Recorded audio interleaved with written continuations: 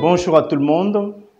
Je réponds au nom de Gilbert Ntumba Kabeya, le prof de physique au CES Nyota. Nous allons étudier aujourd'hui la physique pour la classe de la 6e année des humanités scientifiques. Nous sommes là avec notre cours. À titre de rappel, nous allons faire un pas en arrière sur ce qu'on avait vu les années antérieures. Je parle de la 3e scientifique, de la 5e scientifique. Nous sommes en 5e année scientifique. On avait étudié le courant électrique en 5e année scientifique. On avait aussi étudié le courant électrique en 3e année scientifique. Qu'est-ce qu'on entend par le courant électrique en 6e année scientifique, en 5e année scientifique? On appelle courant électrique le déplacement des particules chargées dans un conducteur. On a deux types de conducteurs. On a le conducteur solide et on a le conducteur liquide. Le conducteur solide, par exemple, le cuivre, c'est un conducteur solide. Le conducteur liquide, par exemple, l'eau, mais pas l'eau pure. L'eau pure ne peut jamais laisser passer le courant électrique. Pour qu'elle fasse passer le courant électrique, il faut qu'on y mette une base, un acide ou un sel. Dans ce cas-là, elle peut permettre le courant électrique de passer. Donc, on appelle courant électrique le déplacement des particules chargées dans un conducteur. Alors, le courant électrique doit partir d'une source vers la réception. La source du courant électrique est appelée générateur. Le générateur est tout appareil capable de transformer le type d'énergie qu'il possède en énergie électrique. Tandis que le récepteur, c'est un appareil capable de recevoir toute énergie électrique qui lui arrive ou qui lui parvient en énergie, en une autre forme d'énergie. Voilà, c'est ce que nous pouvons distinguer. Qu'est-ce qu'on entend par conducteur? On a dit conducteur, c'est tout corps capable de transformer l'énergie, de déplacer l'énergie électrique de la source à la réception. De la source à la réception, le courant électrique doit parcourir une certaine distance. Mais en parcourant cette distance, il se peut que la distance soit longue, il va finir par s'affaiblir. Pour éviter qu'il puisse s'affaiblir totalement, on a inventé une machine qu'on pourra appeler comment? Le transformateur. D'où aujourd'hui, nous étudions quoi? Nous étudions le transformateur. Qu'est-ce qu'on entend par transformateur? Le transformateur est un appareil capable soit d'élever la tension, soit de l'abaisser, selon les conditions dans lesquelles on se trouve. Le transport du courant électrique pose problème dans beaucoup de conditions. Quels sont les problèmes que ça pose? Parce qu'il s'agit de deux courants électriques. Il s'agit d'un courant alternatif et d'un courant continu. Pour le courant continu, qu'est-ce qu'on entend d'abord par le courant continu? Un courant continu, c'est un courant dont on doit respecter les bornes. Je prends l'exemple, la batterie. La batterie doit fournir du courant à un récepteur. Son courant, c'est un courant continu, de sorte qu'on doit respecter les bornes. On doit lier la borne positive de la batterie à la borne positive du récepteur. La borne négative de la batterie à la borne négative du récepteur. Et le courant passe. Dès qu'on intervertit l'ordre, il y aura ce qu'on va appeler en physique court-circuit. Il y aura ce qu'on va appeler en physique court-circuit. Alors, ça c'est pour le courant continu. Pour le courant alternatif, on ne considère pas la borne.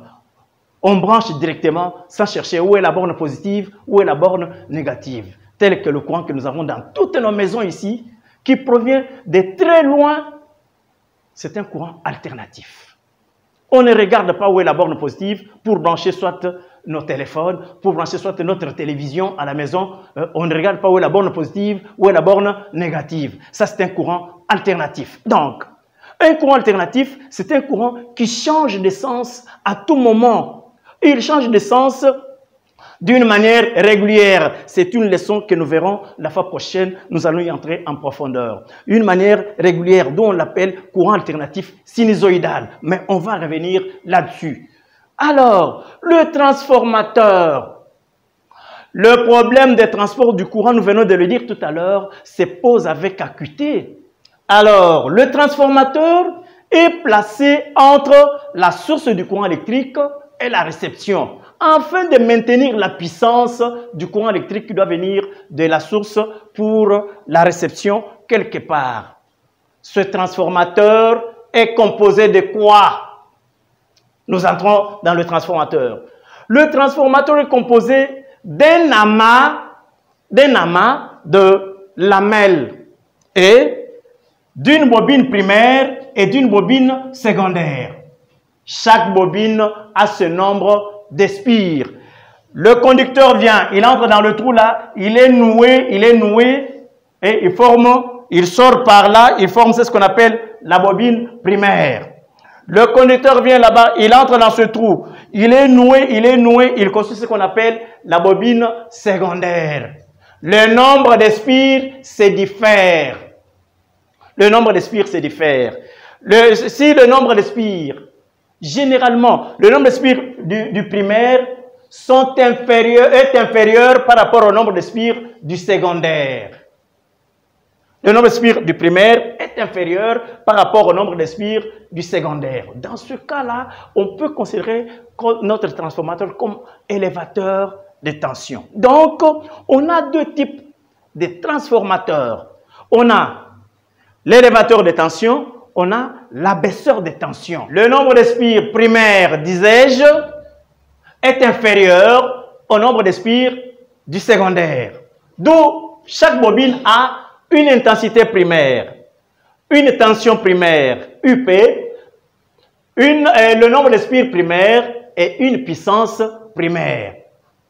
La bobine secondaire aussi, à son tour, est là, l'intensité secondaire, la tension secondaire, le nombre de spires secondaires et la puissance secondaire. D'où, d'une manière globale, nous avons ce qu'on appelle le rapport de transformation. Ce rapport de transformation est donné par la tension secondaire sur la tension primaire est égal au nombre de spires secondaires sur le nombre de spires primaires. Ça, c'est le premier rapport de transformation. Le résultat obtenu sera un chiffre abstrait. La tension secondaire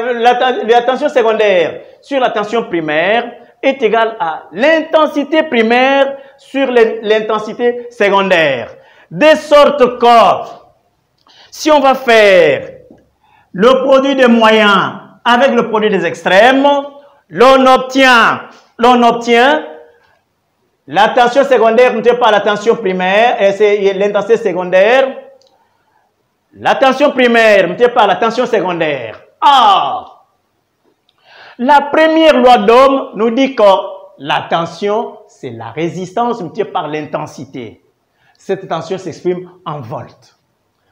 La puissance est donnée par la tension multipliée par l'intensité. Or, la tension elle-même est déjà donnée par ça. On remplace, ça représente la tension, d'où nous aurons I carré. C'est toujours la puissance qui va s'exprimer en watts. D'où nous avons UP fois IP qui est égal à la puissance primaire, US fois IS qui est égal à la puissance secondaire. On a ce qu'on va appeler aussi la puissance. Prochainement, on expliquera d'où vient le cosinus. Parce que nous venons de dire que c'est un courant, le courant alternatif est un courant sinusoïdal, est un courant périodique, est un courant harmonique, ainsi de suite, pour que le mouvement est régulier, ça se reprend à tout, le mouvement de rotation se fait en même période. Alors, on montrera d'où vient le cosinus. D'où la puissance primaire peut être aussi donnée par UP fois IP est égal à cosinus, fois cosinus de l'angle formé. On montrera d'où vient l'angle. La puissance secondaire sera US fois IS multiplié par le cosinus de l'angle secondaire. On aura en réalité un rendement. Le rendement dans l'ensemble est donné par la puissance primaire et la puissance secondaire sur la puissance primaire. Le rendement sera donné aussi par US fois IS sur UP fois IP. Voilà, c'est ce que ça va donner. Le résultat obtenu est un chiffre abstrait qu'on multipliera par 100 pour que le rendement s'exprime en pourcentage. Voilà tout ce que nous devons retenir. Ce qui est vrai, si le rapport des transformations US sur UP donne un résultat qui est supérieur à 1, le transformateur est appelé élévateur de tension. Si le rapport de transformation est inférieur à l'unité, le transformateur est appelé abaisseur de tension. D'où nous avons deux types de transformateurs.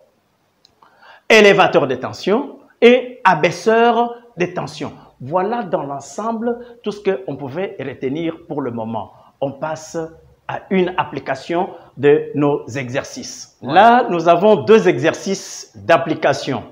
Je vais résoudre le tout premier et le second sera pour le devoir. Le devoir, et je vais ajouter encore 4 autres qui sont déjà dans notre syllabus que tout élève a déjà à la maison, 6e année scientifique. Les exercices sont là dans notre recueil des items d'examen d'état de physique. Je vais donner encore ici. On résout le tout premier. Le circuit primaire d'un transformateur sous-volteur reçoit un courant alternatif d'intensité efficace égale à 10 ampères. On a donné IP sous une tension de 3000 volts. On a donné UP. La tension efficace du secondaire est de 150 volts. On a donné US.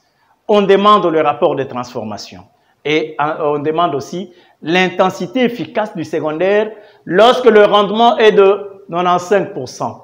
Les données sont là. Le rendement, on doit le transformer en chiffre abstrait parce qu'on avait dit que le rendement était un chiffre abstrait qu'on multipliait par 100 pour que le rendement s'exprime en pourcentage. On a divisé par 100 pour qu'on ait le chiffre abstrait. C'est le chiffre abstrait qu'on doit utiliser. Alors, les formules sont là, les inconnus sont là, les formules sont là à employer. Nous allons dans l'application numérique. Le rapport des transformations, c'est U sur S, US sur UP. On a US, on a UP. Directement, on applique. On remplace les chiffres par les lettres et on a le rapport de transformation.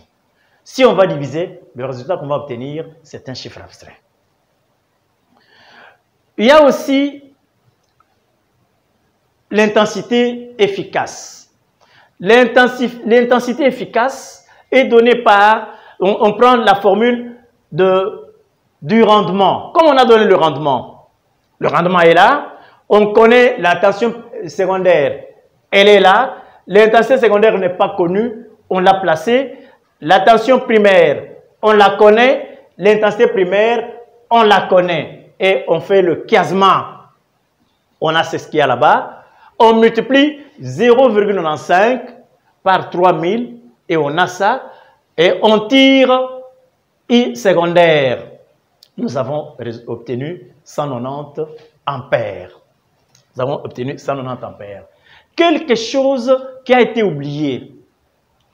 L'on note bien à retenir par cœur. Le rendement est toujours inférieur ou égal à l'unité. Point. Je vous remercie. Ce devoir est à déposer le mardi de la semaine prochaine. Abonnez-vous sur le YouTube CES-Nyota. N'oubliez pas les mesures de barrières utilisées par les autorités du pays. Lavez les mains avec le savon.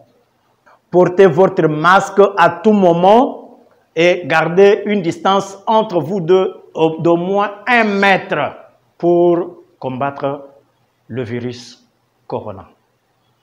Merci.